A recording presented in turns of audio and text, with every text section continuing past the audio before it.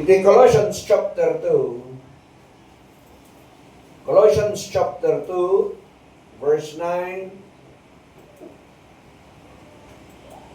until verse 14 or 15. Yeah. Colossians chapter 2, beginning verse 9 to verse 15. The title iti mensahe that complete in Christ. Complete in Christ. Iti pan nakakumpleto iti maysa nga tao ket saan nga diakona iti baro wenno balasang na kumpleto ang tibiyag ko tanakiasawa. Wenno na kumpleto iti biyag ko gaputa nakalpasak ti eskwela. Wenno na kumpleto iti biyag ko gaputa adaan iti trabaho, adaan balay ko, adaan income ko, napintas amin dagijay. But ti pan nakakumpleto iti biyag is no other than ni Apo Jesucristo. Our completeness is in Christ. Our fullness is in Christ. Why? Dahil tati sumbatan tayo. Una na iti verse 9. Basa tayo amin.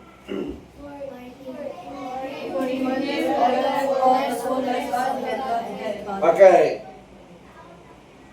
Dahito'y iti may isang verse na saan nga kayat dagito'y dadaduma nga sekta, especially dagito'y mangibagang nga tao laeng ni Apo Jesus.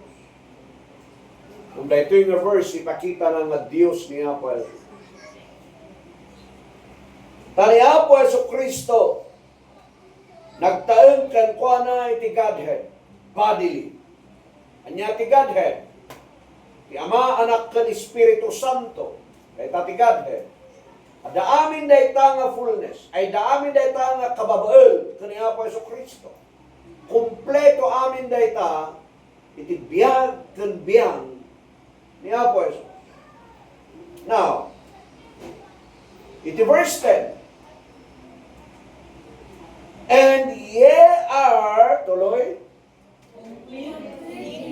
which is the head of all principality and power. no ti Godhead, kat adda mismo kani Apo Jesus.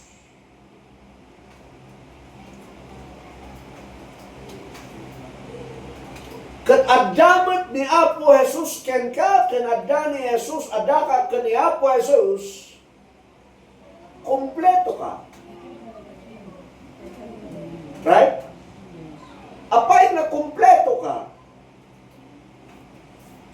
The ultimate Godhead, the Father, the Son, and the Holy Ghost, or the Holy Spirit, dahito'y talo nga nang bukil iti Godhead, adakan Jesus. And good news, no ni Jesus, nga dakan kwa na iti fullness, iti Ama, Anak, kan Espiritu Santo, ket adakan ka, niya pa iti pagkurangan.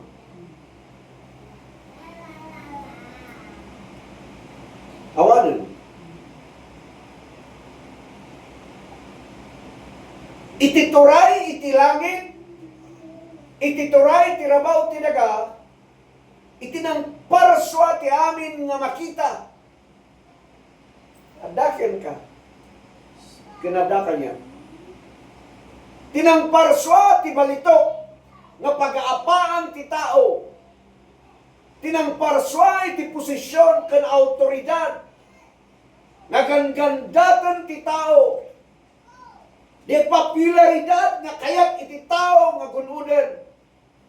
Amin da kitada, ada amin kan Kristo. Kat no ni Kristo, kat adakan ka, kanadaka ka ni Kristo, ada amin ditaan, package data. That's why you are complete. I am complete in Christ. Maray dayaw ti Diyos. Nasaya at dati pamilya tayo. Nasaya ta dasawa tayo. Kadagya dasawa na. Nasaya ta dagiti ubing tayo. Nasaya ta iskwila da. Para kayo nga lulo kan lula, nasaya ta dati apuyo. Nasaya amin da kita. But that's not your completeness. Saan nga dahita ti pakakomplituang? Ti completeness tayo, ti pan nakakompleto tayo, awan sa bali mo saan nga ni Kristo. Apay, imagine ang kani. Di nagparaswa ti langit, kaya tayo mga panyalangit, saan ka rin? Amen. Di nagparaswa ti langit, nagparaswa ti rabaw ti daga, ada ka na tayo. So, no problema nga mapanig sa langit, adamot kin ka, iti dalas. No problema, may adu nga nadagsan di tirabaw, iti daga, gapuan ang ti kalamidad, adamot niya po Diyos kin ka. Learn and know, no kasano ka nga makicommunicate, iti Diyos. Verse 11. Basa yun. Who also ye are circumcised with the circumcision made without hands, and putting the body of the sins of the flesh by the circumcision of Christ. Kendita da kayo kat nakugit. Nakugit kayo saan nga babaan iti ima. Kada kayo nga lalaki, mas maawatan tayo dayta. Saan tayo nga nasagyatan, no kunami kumarya, niya sa uyo ti kalingga. Nakugit mat lang. Now, one. Nga saan nga aramid iti ima, daytoy. Saan nga naaramid iti laser, tatakot laser, iti usaran da hospital, wino clinic. Nudikat, na-circumcise tayo by the circumcision of Christ. Apay nga importante ti word na circumcision? Apay nga binanggit ni Apostle Paul the word circumcision? Dahil ito'y may isang doktrina nga saan nga kayat ni Satanas nga maawatan tayo. But this is very, very important. Apay nga kunak nga very important. Dahil ito'y tinangpagsina iti Jew and Gentile. Dahil ito'y tinagsinaan iti Israel kan karag ito'y dahintel. Apay? Iti Genesis chapter 17. Genesis chapter 17 verse 1 to 14. Dahil tadi covenant ni Apo Diyos ka ni Abraham. Una na ka ni Abraham, amin nga makugit dahil suda ka tao. Amin nga nakugit dahil suda ka covenant people. Agbalinda nga covenantal people of God dahil tidak amin nga nakugit. Tao ti Diyos dahil suda. Ay. Sige ba yan? So Genesis 17 verse 1 to 14, basahan niyo data. Makita yun dita nga idin madu adu ti tao. Kasalamat lang dito itata, nagadu ti tao. Ti question, sinuda iti Dios ay sinuda ti tao ti Dios. Sinuda ti kukwa ti Dios. Iti Genesis 17 ipakita na dagitoy da covenant people, dagitoy da manakugit. Dahil suda lang ti kukwa iti Dios. Umuyo ba no apay nga panakakugit iti nusar na pailaan? Wita, da tayo nga lalaki, dahil tati ilimang tayo. Nang niya po Diyos, awan ti mailimang tayo. Makita na, no, idi, dahil tati covenant ta. Yung tata, the circumcision ni Kristo, iti pakakitaan, haanan na panglalaki laan, ludikat amin tayo. Because it's the circumcision of the heart. Madaya of the Diyos. Now, saan lang nga na-circumcise? Ulitak mo nan. In mighty total division between Jew and Gentile, through and by circumcision. Ulita, na dagiti saan nga nakukit, idi. Saan nga kukat ti Dios. Dagito'y na nakukit, dahil sudalaan iti tao ti Dios.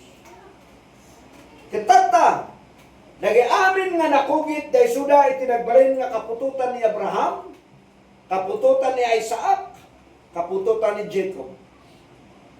Naadal kayo dito'y, no apay nga mabangbanggit, apay ba nga dahil ipan nakabanggit ni Biblia nga kuna na the God of Abraham, the God of Isaac, and the God of Jacob.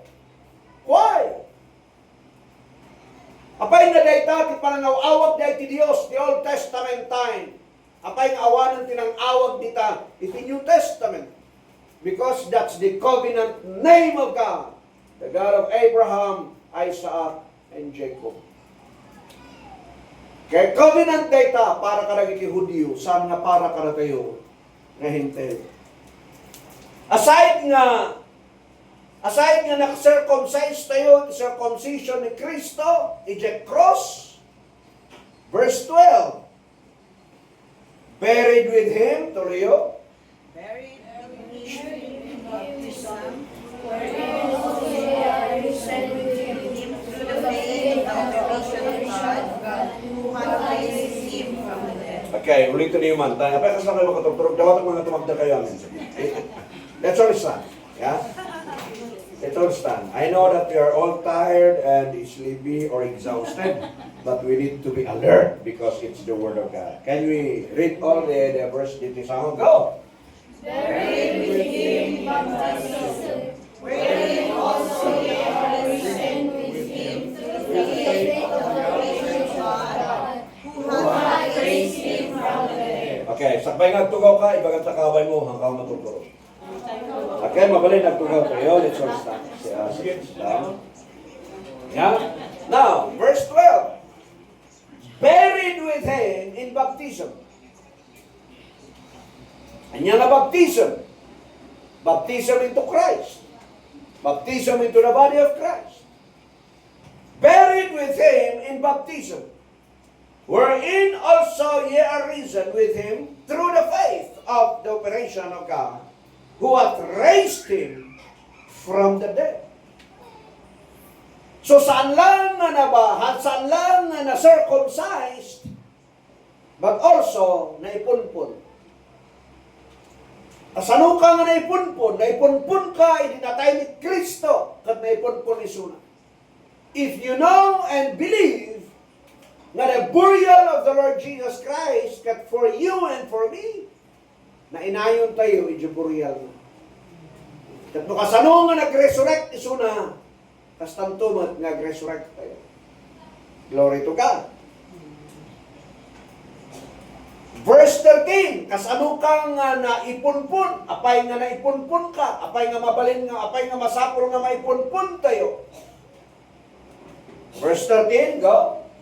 And you being dead in your sins and the circumcision of your flesh, hath He quickened together with Him, having forgiven all trespasses. Gaputan na tayo tibason, naipunpun tayo.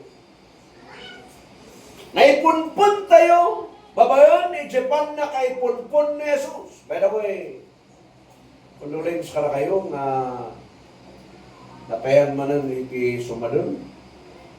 Kuray ka na kayo lang tamit Bardani, iti pamilyayo. Madaklakamat na madaklakamat dito iti patay. Yeah. But dito yung patay nga sarasaritaan na patay nga na yun. Han nga day pataylaan nga flesh nga dito eh. After dito yung ipapatay dito yung flesh, dapat ipapatay yung spirito. Sumasapol ng kasapulan tayo itibiyang, tawag sa balin sa nga na yan. You are dead in your sins and the circumcision of your heart. Natay kayo gapot basol, kanya saan nga pa nakakugit ti puso yo, tilasagyo, nga manyay naramid na pinagbiag na kayo. Hath He quickened, hath He made you alive again. Together with Him, together with Jesus. having forgiven all our trespasses. Dahil dati naramin ni Kristo. He circumcised us with a circumcision made without hands. Baptized us into His body. And then, yakunan na to'y, He quickened us together, made us alive because we are dead in sin, but alive in Christ. Glory to God. And not only that, having forgiven all trespasses. Pinakawan na, dagito'y da, basol tayo. Amoyo, sakbay iti cross. Ti basihan iti repentance, basihan ti pamakawan, kat basihan ti panagbabawi. Yung kalpasan nga natay ni Kristo, ti basihan iti panakapakawan, di natayan ni Kristo yung cross.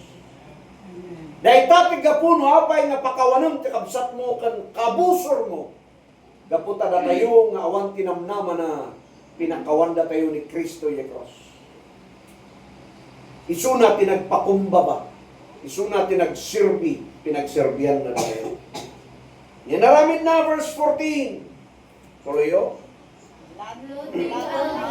writings of ordinances that was against us, which was contrary to us, and took it out of the way, nailing it to His cross. So blotting out the handwriting of ordinances against us. Anya dagitoy, that's the law. No one, awan itinaka-fulfill, nobody fulfills the law. Awan tinaka-tungpal dahil 613 na law ni Moses. Awan even a single person. But Matthew 5:17 says that I came not to abolish the law and the prophet, but I came to fulfill them.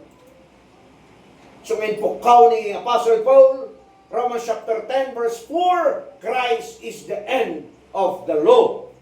That's why Romans 6:14, we are no longer under the law, but under the grace of God. Praise the Lord. Keep it up. Yeah? Hallelujah. So, verse 15. And having spoiled principalities, that's the work of Satan.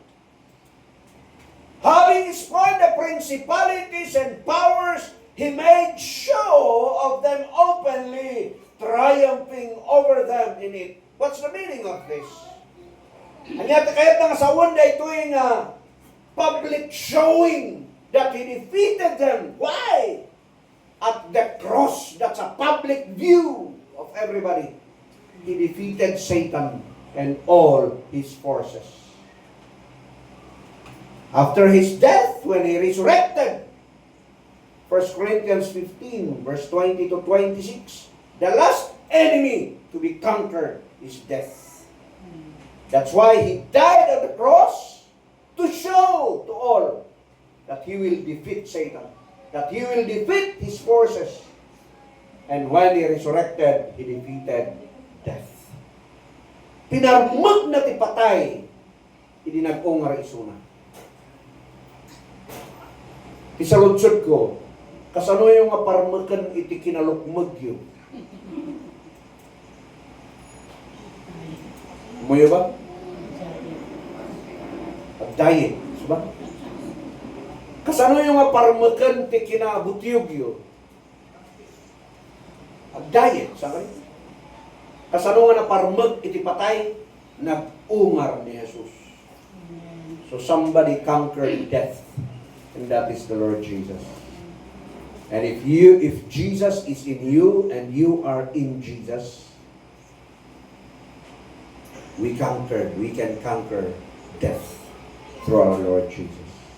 Isuday ta nga maawagan tayo nga complete in Him, complete in Christ. Why? We can conquer death because Jesus conquered them all. Maray dayaw tiya po.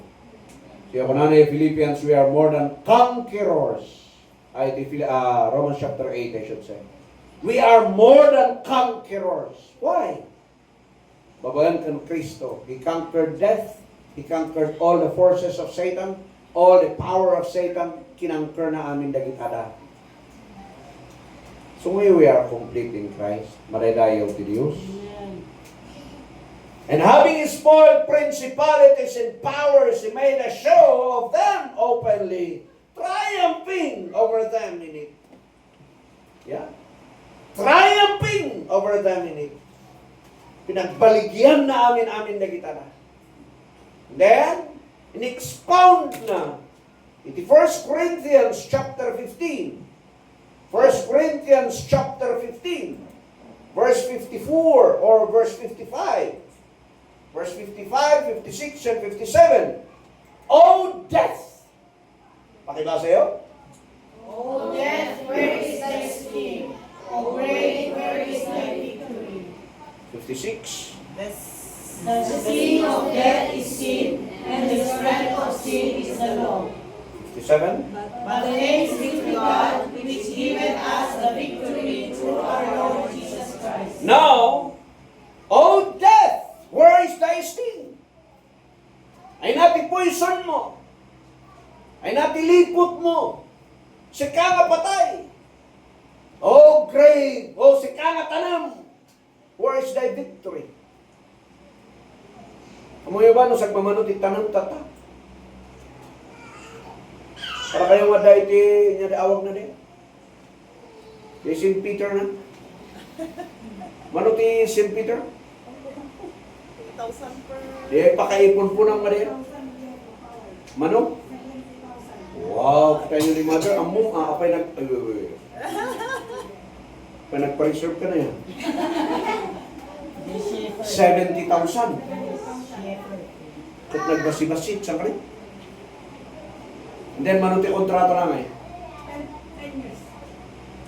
10 years. Natay ka, may punpun ka, 10 years, ada kontrata mo. Ang sanay. Saan ka rin? Okay. 70,000.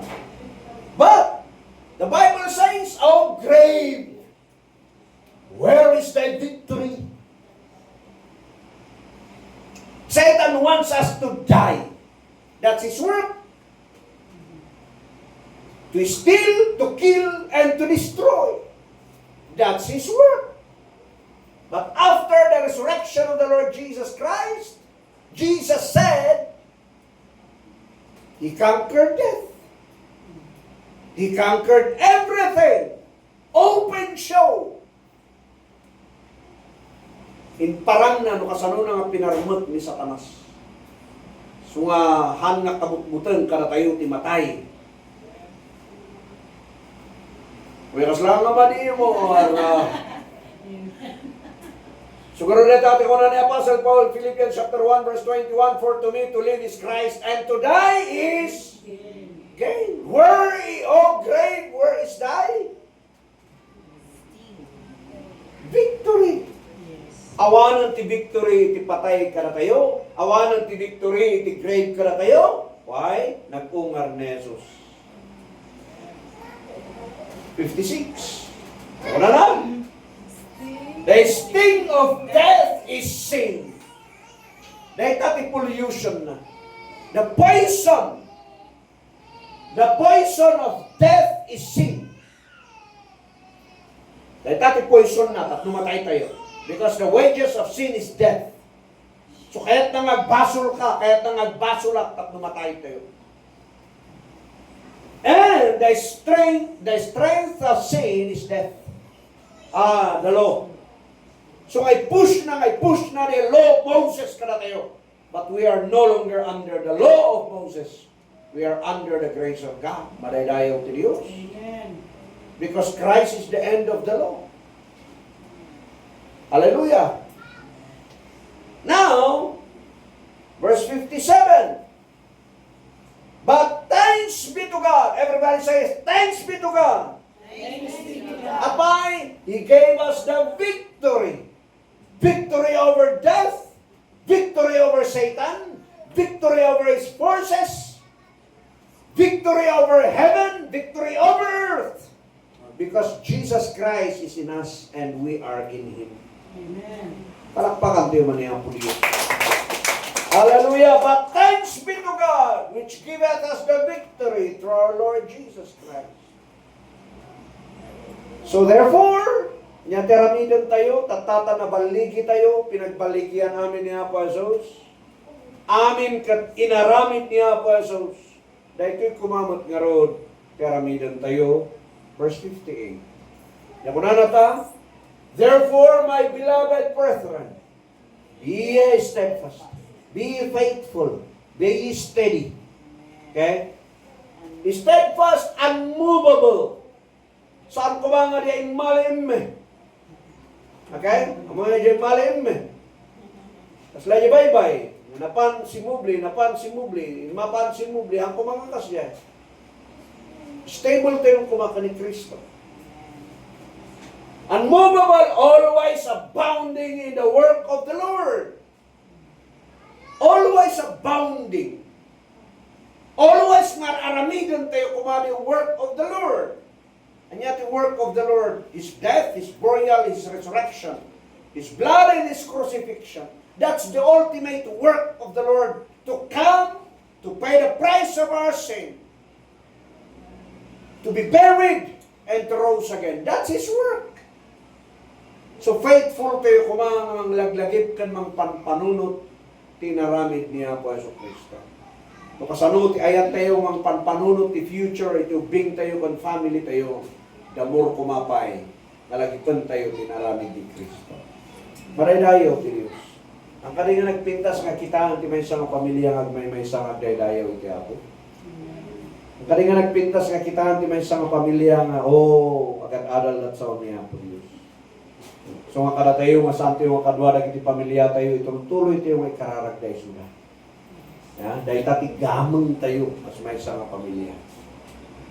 Always abounding in the work of the Lord, for as much as ye know, masapul mamuan niyo, that your labor is not in vain in the Lord.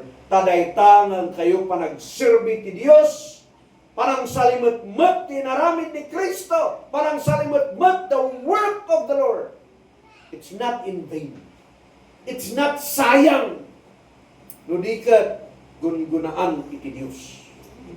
Dahil ta iti bendisyon para kada tayo amin. As a complete in Christ, kompleto ka kan Kristo, kompleto tayo amin kan Kristo. I'm sorry. Nung saan nga kompleto ti parts of your body. Nung awan ti imam pukul ka, nung ti sakam pukul, alangan nga yung ulo na kat pukul kat magmang napalaan. Nung kada kayo, kas pangaringan na kayo magbuy-buya. Kat awanan kayo ti ima, awanan kayo ti saka, hanga kompleto ti physicality, you are still complete in Christ nung mamati tayo kanwana. Glory to God. Amen? Dahil tama niti kayat ko nga ibingay kara kayo tatangag sapa. Nga Christ conquered everything. Kinangker na. Patay, langit, daga, Satanas, forces of evil, kinangker na amin. The fullness of Godhead, the Father, the Son, and the Holy Ghost, fullness in Christ, adakan ko na. And then, think of it. Ada ni Kristo ken ka? The creator of the universe, the creator of heaven and earth, ada ken ka? And then adakagan ko na. Niya palang ti biruton. Colossians chapter 1 verse 27. Colossians 1:27. Okay? Basa tayo. What is the riches of the glory of the ministry of our Gentiles? Which is Christ in you, the hope of glory. Basahin niyo taman likod, tahan ko maringag na kayo. Sige, basa, talikod ko.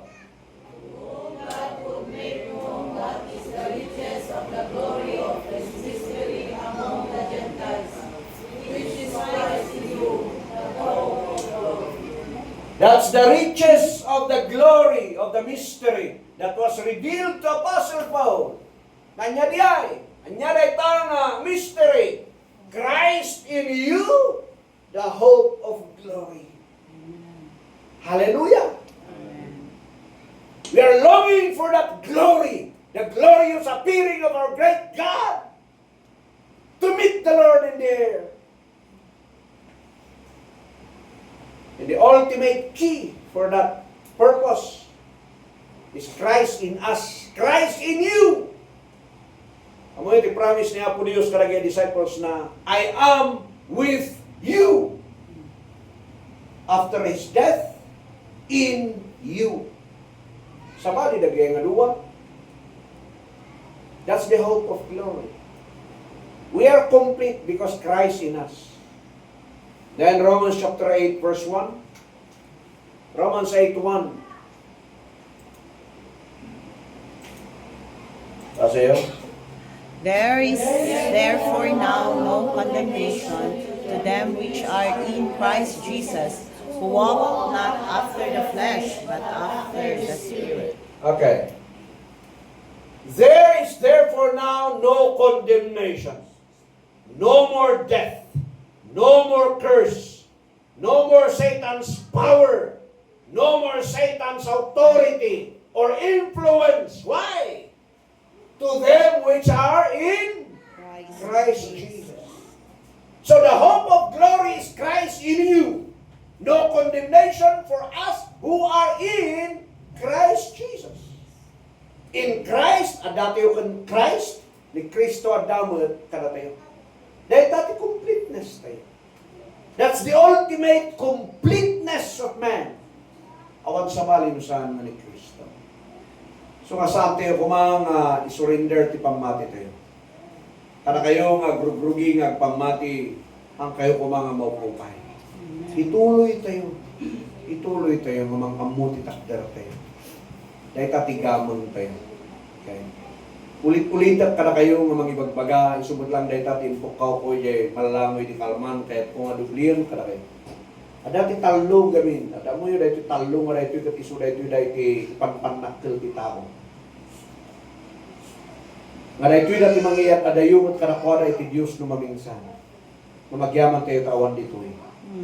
Ti talong nga major nga ipapalagwat iti tao yung kinabaknang da, yung pigsada, kundi alain da. Dahito eh. Saan nga dakis no adamin dahito eh karatayo? Saan nga dakis? But dahito ko na, but he who boasts in the Lord.